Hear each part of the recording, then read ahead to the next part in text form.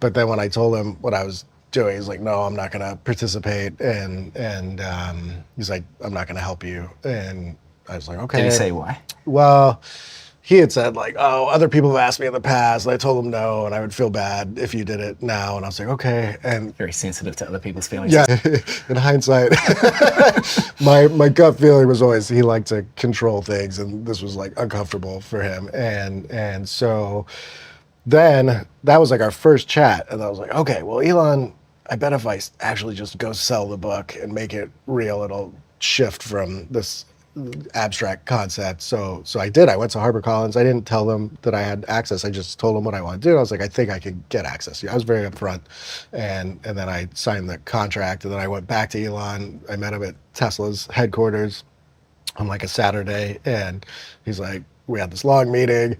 He's like, no, I'm still not gonna, he sent me an email like an hour after I thought the meeting had gone great. I get back, there's already like an email waiting for me. He's like, I'm not gonna help you. And then I started to hear, he's like, not only am I not gonna help you, but I'm gonna write my own book, And so that's what prompted his He's still got a $3 million book deal out there for his own biography. Yeah, right? So he's like, I'm gonna beat you with my own book, and this is how I'm gonna solve this problem. And then, so I spent like 2 years interviewing hundreds of people.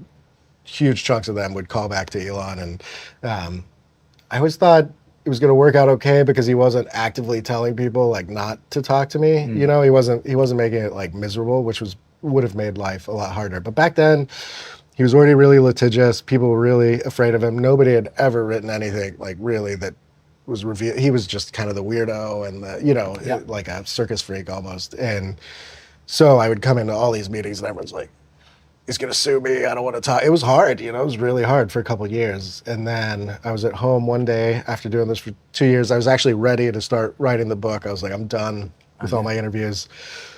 He must have some sixth sense because it was almost like in that moment he called and it was like Elon Musk on my caller IDs. I had a landline back then. And he's like, you've been way more persistent than I ever imagined. I'll do interviews with you if I can, read the book before it comes out and make changes and stuff. I was like, well, I'm not gonna do that. I was like, let's have dinner and like hash out. We could get through this, And so it was one of those moments.